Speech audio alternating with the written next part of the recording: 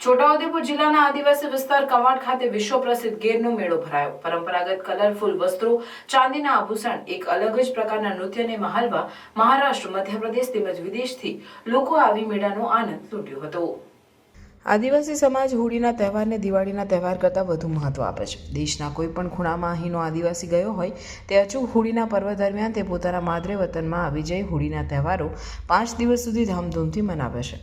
જ્યારે આ વિસ્તાર આદિવાસીઓની સદીઓથી યોજાતું લોકમેળો વિશ્વ પ્રસિદ્ધ આ મેળાને ભારત સરકારના સાંસ્કૃતિક મંત્રાલય દ્વારા 100 હેરિટેજની યાદીમાં સ્થાન મળ્યું છે। વહીવટીતંત્ર દ્વારા ગેરના મેળાને પ્રસિદ્ધિ માટે જિલ્લા કલેક્ટર ગાર્ગી જૈનના નેતૃત્વ હેઠળ ખૂબ પ્રચાર પ્રસાર કરવામાં આવ્યો હતો, તેમજ ખૂબ સુંદર રીતે ગેરના મેળાનું આયોજન કરવામાં આવ્યું હતું, જેમાં શિક્ષણ મંત્રી કુબેર ડિંડોર, પ્રભારી મંત્રી ભીખુસિંહ પરમાર, સાંસદ જસુભાઈ રાઠવા, માજી સાંસદ ગીતાબેન રાઠવા વગેરે ઉપસ્થિત રહ્યા હતા। કવાડ ખાતે યોજાતો ગેરનો મેળો, જ્યાં ગુજરાતને અડીને આવેલા ગુજરાત, મહારાષ્ટ્ર અને મધ્યપ્રદેશના આદિવાસીઓએ પારંપરિક સંસ્કૃતિ જાળવી રાખી છે। મેળાની જનમેદનીમાં ઓળખાઈ જાય તે માટે અને સાથે રહેવા ગામની ટુકડીઓ બનાવી એક કલરનો એક સરખો પારંપરિક આદિવાસી પોશાક પહેરી આવતા હોય છે। મેળામાં પુરુષો, મહિલાઓ કલરફુલ વસ્ત્રો પહેરી આવતા હોવાથી ભારે આકર્ષણ જોવા મળતું હોય છે। આદિવાસી સમાજની પોતાની આગવી સંસ્કૃતિને ટકાવી રાખવા માટે મેળાઓમાં આદિવાસી સમાજના લોકો ખૂબ મોટી સંખ્યામાં ઉપસ્થિત રહેતા હોય છે। તે જ પ્રમાણે છોટાઉદેપુર જિલ્લાના કવાડ ખાતે ભરાયેલ મેળામાં મોટી સંખ્યામાં આદિવાસી સમાજના લોકો સાથે દેશ વિદેશથી મેળો મહાલવા લોકો ઉમટી પડ્યા હતા અને મેળાનો આનંદ માણ્યો હતો। અમે લગભગ 25 વર્ષથી આ ઘેરના મેળામાં દર વર્ષે ફોરેનર સાથે આવે છે। જર્મનીની ફ્રેન્કફર્ટ યુનિવર્સિટીમાંથી છે। અમે આ મેળાને હર ટાઈમ જોઈએ છે। અમને બહુ આનંદ થાય છે ભારતીય તરીકે કે આટલા વર્ષો પછી બી અહીંની સંસ્કૃતિ કાયમ છે। અમને હર ટાઈમે નવું શીખવા મળે છે, જોવા મળે છે અને ખૂબ જ આનંદ થાય છે કે ભારતની જે સંસ્કૃતિ છે આટલા વર્ષો સુધી બી અહીંના લોકોએ જીવંત રાખી છે। અમને ખરેખર બહુ મજા આવે છે અને અમે આ સંસ્કૃતિનો હિસ્સો બનવાનો અમને જે તક મળી છે એના માટે અમે ખૂબ ખૂબ ગર્વની લાગણી અનુભવીએ છીએ। And we came here to Gujarat, south of Gujarat, to see the festival. And it's a great tribal festival. It's the first time I see something like this, so it's a little bit like carnival in Germany, but different. So it's really a new experience for me, and I'm very happy to see it. So all those bells around and the hats, the big hats, and the peacock hats. That's really great to see.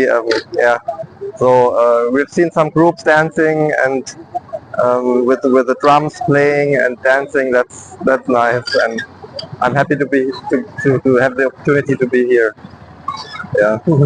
Thank you. ચારે રાજ્યોના ભેગાથી ઉજવતા હોય છે। આમાં જૂની કરચલ એટલે કે આદિવાસીએ જે મૂળભૂત જન્મથી કેવી રીતે ઘેરિયાએ ભણવાનું, કેવી રીતે નાચવાનું એ બધી શીખવાડતા હોય છે ને શીખતા જ હોય છે। એટલે આ આદિવાસીની એક પરંપરા રીતે આ ગેરનો મેળો, એમાં નિયમ એવો છે કે 12 મહિનાથી જે તે વેપારી સાથે અમે વેપાર કરીએ, પછી ગેરના દિવસે વેપારી પાસે જે કંઈ આપે અમને ગૂટ, એ ગૂટ અમારી ઉઘરાવવાની હોય છે ને એ ગૂટ ઉઘરાવી અને પછી પાંચમને દિવસે અમે માનતા છૂટતા હોય છે। એટલે વેપારીઓને પણ અભિનંદન આપીએ, પત્રકારોને, લોકોને, તમામ જાતિને ભાઈ, ભીલ, નાયક, તાણક, રાઠવા તમામ આદિવાસીનો અમે અભિનંદન આપીએ। પણ ઘેરની ટુકડી જે ઘેરાયા બનતા હોય છે ખરેખર ભીલ લોકો જ બનતા હોય છે। આ જેટલી ટુકડી છે એ બધા ભીલ લોકો જ છે।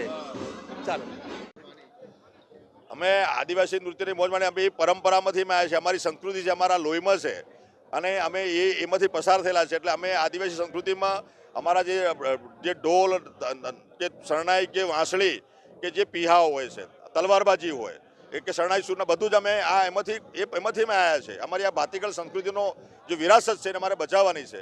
નવા યુવાનો જે છે એમને પણ મારી વિનંતી છે કે આપણો પિઠોરા પેઇન્ટિંગ છે ને વારલી પેઇન્ટિંગ છે, એમાં આપણા પરેશ રાઠવા છે, એમને તો સન્માનીય દેશના પ્રધાનમંત્રીએ આપણે એમને જ્ઞાનપીઠ એવોર્ડ મિત્રો આપ્યો છે, એમને સન્માન કર્યું છે। તો અમારી સંસ્કૃતિનું સન્માન છે, અમારી કલાનું સન્માન છે અને અમારી પરંપરાનું સન્માન છે, એ પણ દેશના પ્રધાનમંત્રીએ કર્યું છે। એમને પણ એમના વતી, સમાજ વતી એમનો પણ હું આભાર માનું છું। અને બધા જ યુવાનોને મારી વિનંતી છે કે આપણી આ ભાતીગળ સંસ્કૃતિ, અમારી પરંપરા છે, આપણી સંસ્કૃતિ, એને આપણે જીવંત રાખવા માટે આપણે બધાએ સહયોગી થવું જોઈએ, સહભાગી થવું જોઈએ, અને અમે પણ એમાં સહભાગી થયા છે।